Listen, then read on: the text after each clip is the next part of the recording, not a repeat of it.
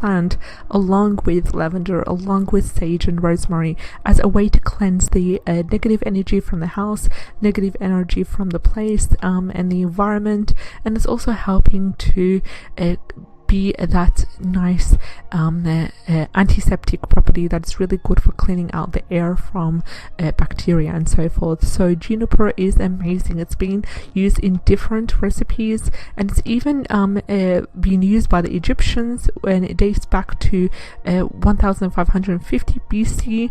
And in Central Europe folk medicine, they actually used the oil of the juniper. They extracted it from the berries, and it was regarded as an amazing remedy for all sorts of different ailments and other problems that were associated during that time. And we use, when it comes to the juniper plant, we use all sorts of different parts of it in the healing process. For example, we use the berries, we use the essential oil, and we also use